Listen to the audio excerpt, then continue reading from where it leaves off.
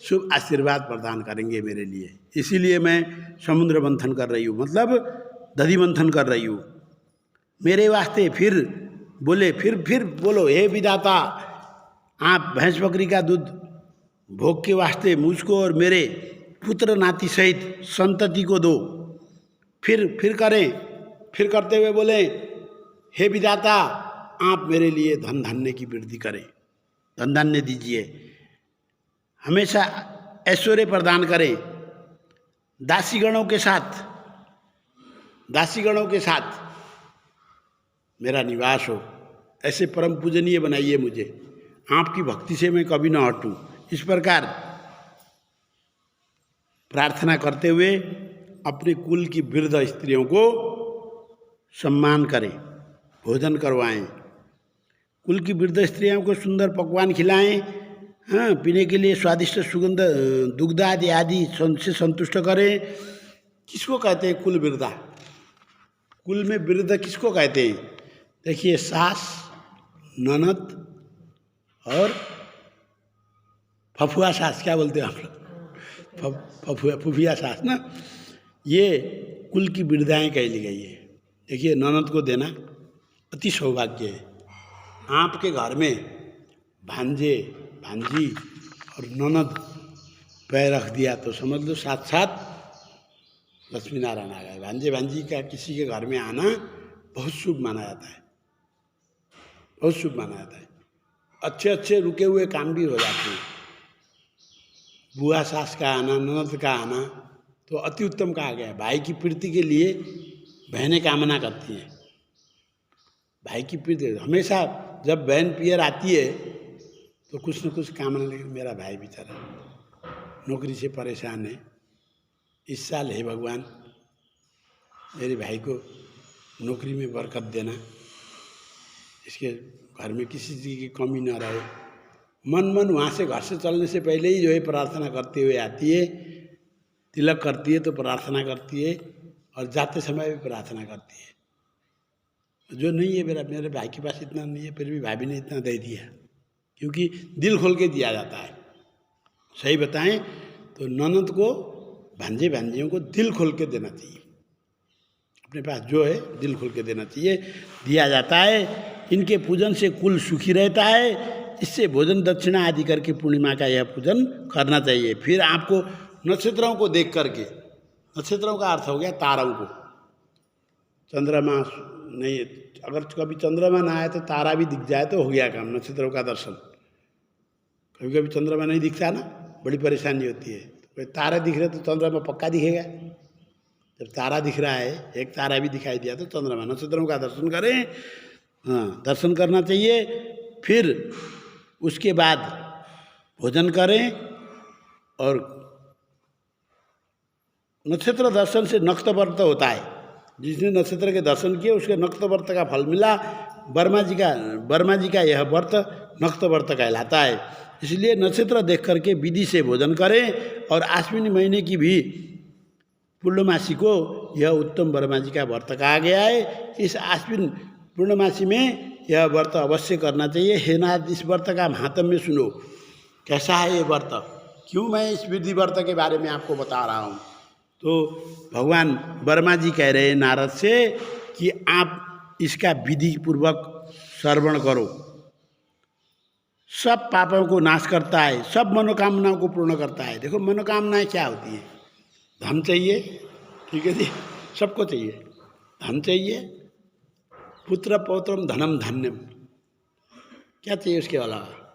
और पति की दीर्घायु, यही तो है।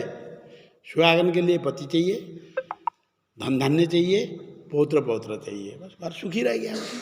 तो ये सब कुछ देने वाला है, पूरी करता है। तत्वज्ञानियों को जो तत्व का ज्ञान जानते हैं उनको ये मुक्त कर देता है ये व्रत। जो फल सब तीर्थों में स्नान करने से मिलता है, वह सायंकाल के में जो फल होता है, सर्वदान में जो फल होता है, सर्वदान। देखिए, मैं तो और तो नहीं जानता, मेरे एक नाना जी थे, मम्मी के छोटे चाचा, तो छोटे नाना जी हो गए ना मेरे।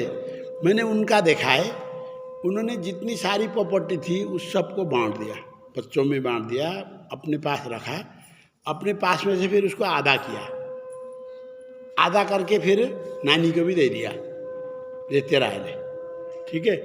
उसके बाद उन्होंने क्या करा, चौमासिक व्रत रखा, साल भर फलियार रखी, और उसके बाद सब कुछ करा उन्होंने। गाय दान करा, 8 प्रकार के गाय दान जो बताए थे, 8 गाय दान भी करा, फिर उसके बाद स्वर्ण दान भी करा, सब कुछ करा। लास्ट में जिस एक कुटिया कहो अब, ठीक है, घर की झोपड़ियाँ होती थी हमारे यहाँ मकान गाँव में, पहले कुटिया कहो उनको, आप तपस्वी की तो कुटिया होती है, तो वो उनको अलग कर रखा था हमारी नानी को। नानी अलग थी, अलग रहती थी, 2 कुटिया बना दी, उसमें से आधा आधा करके, इसमें तू रह, इसमें मैं रहूँगा। वो जो कुटिया बना हुआ था लगभग लगा लो 50 गज, इतना ही था, इससे फालतू नहीं था, कम ही होगा, ज़्यादा नहीं था। संकल्प दिया ब्राह्मण को, जो विधि करा रहे थे ना साल भर, उन पंडित जी को उन्होंने सारा संकल्प कर दिया, वो कुटी के साथ में जमीन दान भी कर दिया। उसके बाद वहाँ से निकल करके पास में राम मंदिर था, वो राम मंदिर में जा कर के रहने लगे। 15 दिन 16 दिन रहे होंगे। उन्होंने बोल दिया था उसी दिन, जिस दिन करा था उस दिन, अब इस संसार से मैं विदा हो गया हूँ, मेरे लिए पश्चाताप और आंसू किसी को गिराने की ज़रूरत नहीं है, ठीक है, मैं इस संसार से विदा हो चुका हूँ, अब जितने भी परमात्मा हैं परमात्मा के चरणों में ही रहूँगा कह के राम मंदिर में रहे। अचानक अगले दिन जो है सवेरे मैसेज आया, उधर तो फ़ोन थे नहीं, मैसेज आया, तो जब पता चला, अगले दिन सवेरे पता चला, तो मैं और मम्मी भागे भागे गए थे दर्शन करने के लिए। पूरे दर्शन के लिए रखा था, पूरे गांव उलट उलट के आ रहे थे उनके दर्शन करने के लिए। तो ये ऐसे लोग होते हैं, सर्व दान करने वाले, सब दान कर दिया ना उन्होंने, कुछ जिसको देना था दे दिया, बाकी बचा हुआ सब दान कर, सर्वदान का फल, जो कोटि गुण ज़्यादा फल विधि पर्व करने से हो जाता है, उसका 1 करोड़ गुना ज़्यादा फल मिलता है। सर्वदान करने से जो पुण्य मिलता है उसका 1 करोड़ गुना फल मिलता है, किसके करने से, विधि व्रत करने से। देखो इतना बड़ा व्रत है। आश्विन महीने की पूर्णिमाओं में उपवास करने से हजारों अश्वमेध यज्ञ का फल, सैकड़ों वाजपेय यज्ञ का फल मिलता है।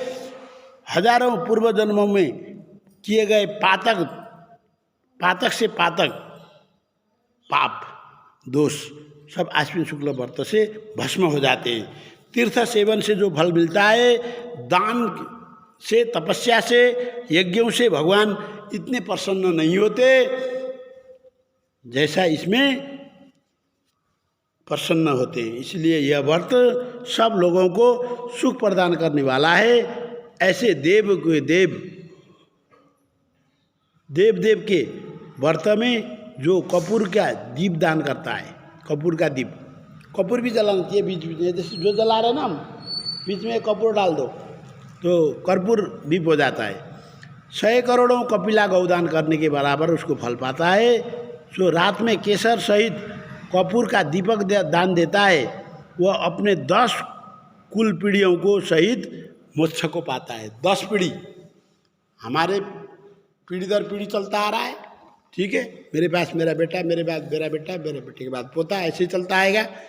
तो ये क्या है कि 10 पीढ़ी तक के लोगों को सीधा स्वर्ग पहुंचाने का उपाय है संध्या के टाइम में कपूर का जलाना। बस बात खत्म कर दिया। वर्मा जी ये देखिए, वर्मा जी का व्रत बहुत कम होता है, वर्मा जी के मंदिर बहुत कम है, एक ही जगह है।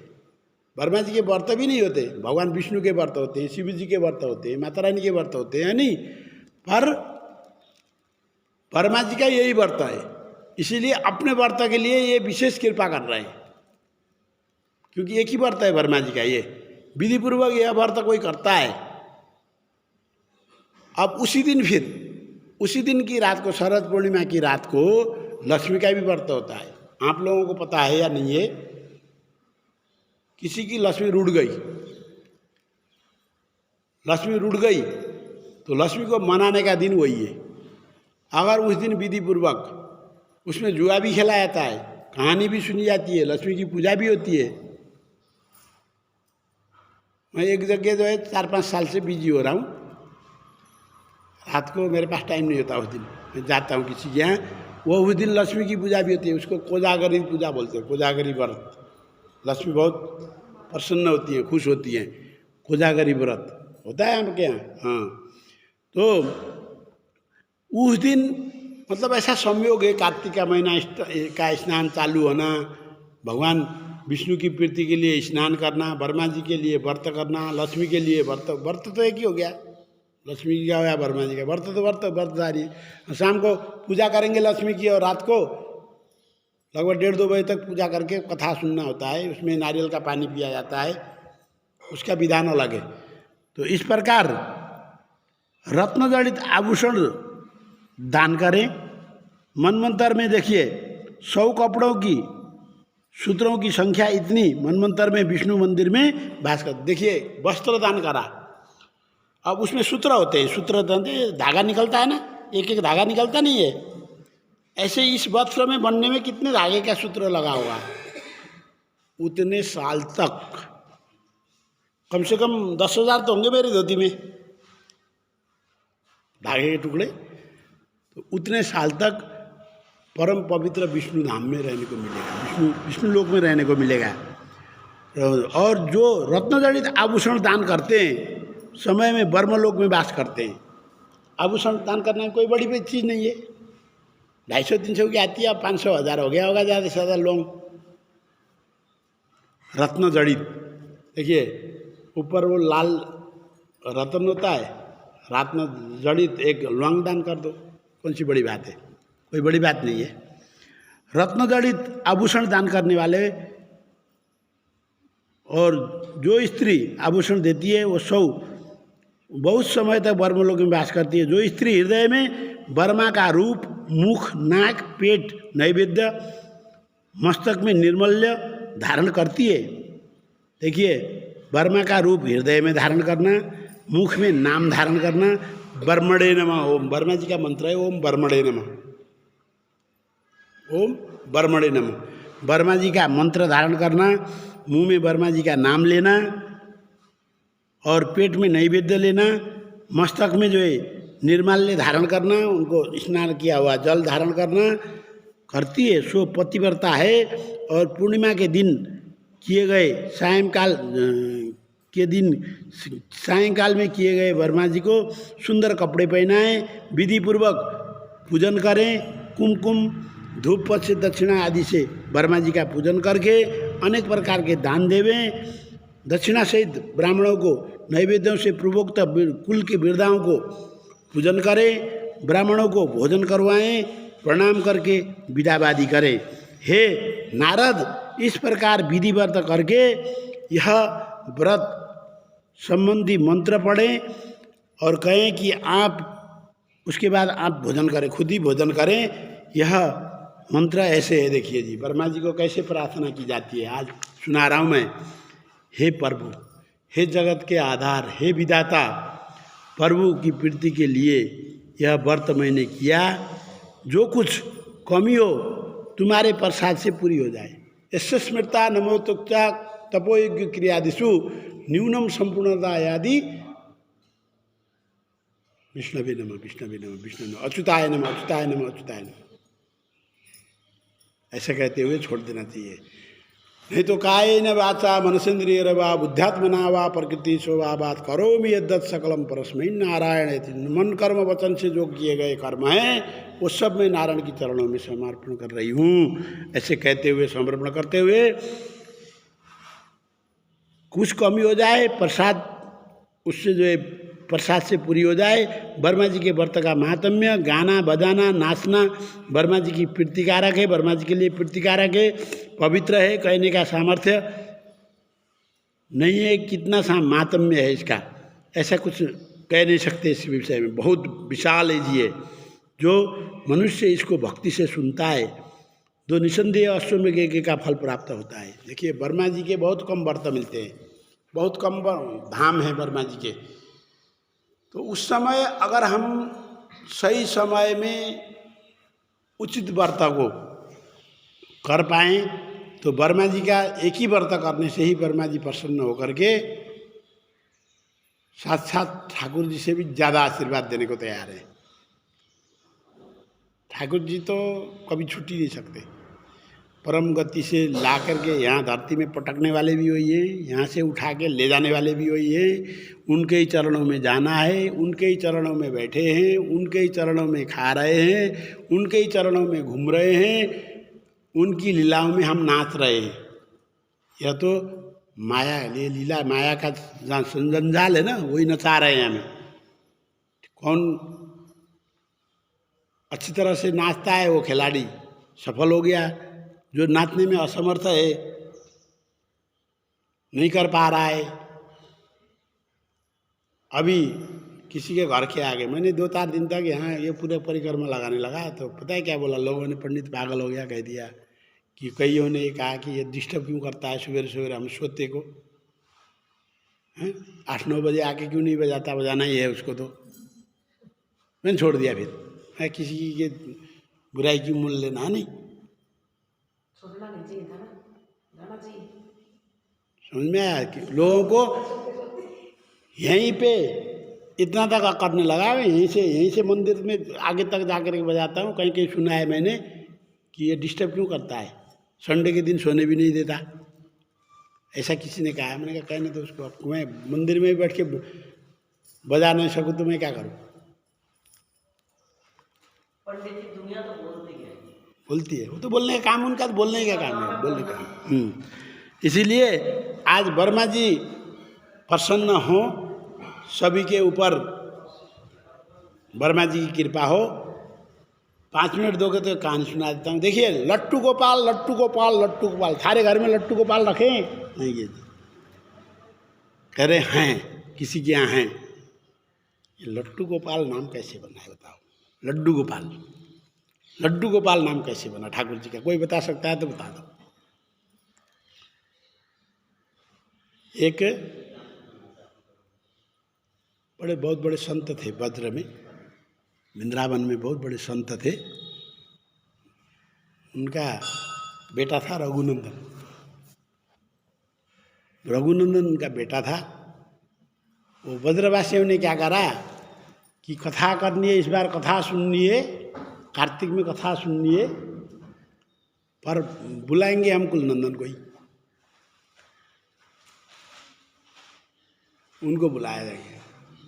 वो बोले नहीं जी, मेरे यहाँ तो गोपाल जी की सेवा में लगा रहते हो, मेरे पास टाइम नहीं होता इतना जो सवेरे सवेरे आके तुम्हें कथा सुना दूँ। नहीं, ऐसे नहीं हो सकता। ज़्यादा जिद करने पर सब आकर के उनके प्रेशर दिया तो वो तैयार हो गए, शर्त पे तैयार हो गए। भाई देखो 6 बजे के बजाय 7 बजे रखेंगे। ठीक है, आप सुना दो, हम तैयार हैं। सवेरे पूरी ठाकुर जी को नहलाए धोलाए, सब तैयारी करके भोग तैयार करके, अब भोग तो ठाकुर जी का टाइम से लगेगा, इतने बजे भोग लगाना है। बेटा भोग लगाना है, तेरा काम है। तो अब वो बेचारा नादान बालक वो चले गए कथा करने। कथा करके अब शाम को लौटते थे। ठीक है, कथा में चढ़ता भी है, फल प्रसाद चढ़ता है, कपड़े वपड़े भी चढ़ाते, सब लाते हैं ना। धन धान्य भी होता है, धान्य भी चढ़ता है, चावल धान भी चढ़ता है, गेहूँ भी चढ़ता है, सब ले करके आते थे। शाम को आते आते थोड़ा सा ठाकुर जी का प्रसाद तो दे दे मुझे। लड़का कहता था नहीं ये प्रसाद। क्या हुआ? वो ठाकुर जी के पास गया, भोग ले करके बैठा है। ठाकुर जी तो भोग लगाओ। ओ पापा तुलसी दल डालते थे, तुलसी दल डालना भूल गया मैं। जाके फिर तुलसी तोड़ के लेके आया। ये मुझे पता तो नहीं है कैसे ये जल घुमाते थे मेरे पापा, जल भी घुमा दिया। यूं यूं करते थे, यूं यूं कर रहा है। करने के बाद वो बैठा, चलो मैं आपका ध्यान करता हूँ, आप खाना खा लो। थोड़ी देर में देखता है खा लिया, आया ही नहीं। आओ प्रभु भोग लगाओ, आओ प्रभु, आओ गोपाल भोग लगाओ, आओ ठाकुर भोग लगाओ, चिल्लाने लगा। करते करते आए ही नहीं। 1 घंटा हो गया, 2 घंटा हो गया, आए ही नहीं। ये गलत बात है। देखो, आप नहीं खाओगे, भोग नहीं लगाओगे तो हमें खाने को मिलता नहीं है। उसको पता है ना, क्योंकि पापा भोग लगाते हैं, ठाकुर जी का भोग लगाते हैं। उसके बाद ठाकुर जी का भोग लग गया, क्योंकि मम्मी पूछती थी, और उधर से वो जवाब, हाँ ठाकुर जी का भोग लग गया, प्रसाद मिला दिया। तो ये समझ करके वो खाते थे, तब खाने को मिलता था, उसको पता है सब। जब तक आप आगे खाओगे नहीं तो मुझे भी भूखा रखोगे, खुद तो भूखे रहेगा। आपको तो चलो दुनिया खिला रही होगी, आपको खाने वाला का मन नहीं होगा, पर मेरे तो चूहे कूदने लग गए पेट में। आओ ठाकुर जी भोग लगाओ, आओ ठाकुर जी भोग लगाओ, कहते कहते आ गए ठाकुर जी। आया, ठाकुर जी ने दबा करके खाया, ख़त्म कर दिया, थाली में सजा के ले गया हुआ, सब खत्म कर दिया। शाम को पापा आए, बेटा थोड़ा सा ठाकुर जी का प्रसाद तो दे दे। बोले तुम्हारे ठाकुर जी सब खा गए, नहीं है प्रसाद। रोज़ ऐसे ही कहता है, रोज़ ऐसे ही कहता है। एक दिन उन्होंने थोड़ा ज़्यादा ही लड्डू बना लिया, और भोग में जैसे 1.25 मन बनता है, सपोज 1.25 मन से भी ज़्यादा लड्डू बना तैयार करके रख के चले गए कथा में। जब शाम को आए, बोले बेटे लड्डू तो दे दे, सब खा गए तुम्हारे ठाकुर जी, नहीं है कोई भी नहीं है। तो उनको क्या लगा, मेरा बेटा ठाकुर जी के बहाने लड्डू पूरा खा गया होगा, और झूठ भी बोलने लगा है, इसी का तोड़ निकालनी पड़ेगी। तो उन्होंने अगले दिन उससे भी ज़्यादा लड्डू बनाए और दे दिया। उधर कथा में लेट हो जाए कोई बात नहीं, तो उनको बोल के आए थे अब विधि की कथा करनी है, शाम को करेंगे, कल के दिन शाम को कथा सुनेंगे, मेरा सुबेरे काम है, ऐसे कह के बेटे भोग तैयार कर रखा है, भोग लगा देना। ठीक है पापा। अब छू के बैठे थे, टाइम हो गया, 7 बज गए, भोग लगाने का टाइम हो गया। जाकर के आओ ठाकुर जी, आओ आओ भोग लगाओ, आओ ठाकुर जी आओ भोग लगाओ। सच में ठाकुर जी आके बैठ के गाने लग गए। देखिए यूँ ले रहे, यूँ ले रहे, देखो लड्डू यहाँ रखे, लड्डू है थाली में रखे ना, यूँ ले रहे। जब एक लड्डू तो खा रहे हैं और एक दूसरे हाथ में ले रहे हैं, ठीक है, यूँ मुद्रा में थे। फर्द जो है पर्दे के पीछे से आकर के चरणों में गिर गए। अरे बाप रे बाप, ठाकुर जी ऐसे कैसे रह गए? वो तो अंतर्ध्यान हो गए जो उस दिन ठाकुर जी थे, और वहाँ जो खा रहा है और एक आदमी लड्डू ले रहा है, ऐसे कैसे ये? इस मुद्रा में वो अपना विग्रह छोड़ के चले गए। कुछ दिन के बाद उस विग्रह की पूजा होने लगी, उनको बोलते हैं लड्डू गोपाल। दोनों हाथ में लड्डू है, देखो यूँ कहीं वो विग्रह, ऐसी पिक्चर वहीं छोड़ के चले गए, वो अंतर्ध्यान हो गए, आ गया ना वो अब। ठीक है जी, वो चरणों में जैसे ही गिरे, अब ये दुनियादारी फिर पूछेगा, फिर बातें करेगा, ये करो वो करो कहेगा। ये तो वो तो बालक तो जो है बचपन का दिमाग था उसका, उसे तो कोई मतलब ही नहीं थी दुनिया से, कुछ मांगना लेना देना कुछ मतलब नहीं था। तो वो यूँ ही विग्रह यूँ छोड़ के चले गए। उस दिन से उसी मूर्ति की पूजा करने लगे वो। तब से वृंदावन में लट्टू गोपाल का प्रचलन हो गया।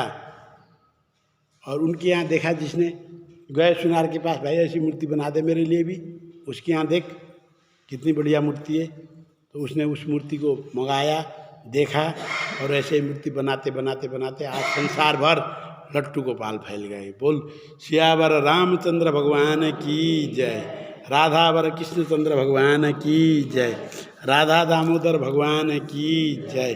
सिरमन नारायण नारायण नारायण, भजमन नारायण नारायण नारायण, लक्ष्मी नारायण नारायण नारायण, सिरमन नारायण नारायण नारायण, भजमन नारायण नारायण नारायण, लक्ष्मी नारायण नारायण नारायण, लक्ष्मी नारायण नारायण नारायण, लक्ष्मी नारायण नारायण नारायण, चंद्र नारायण नारायण नारायण, लक्ष्मी नारायण नारायण नारायण, बद्री नारायण नारायण नारायण, चंद्र नारायण नारायण नारायण, लक्ष्मी नारायण नारायण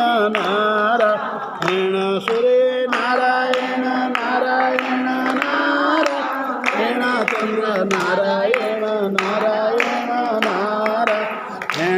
लक्ष्मी नारायण नारायण नारायण सुरमन नारायण नारायण नारायण भजमन नारायण नारायण नारायण लक्ष्मी नारायण नारायण नारायण सूर्य नारायण नारायण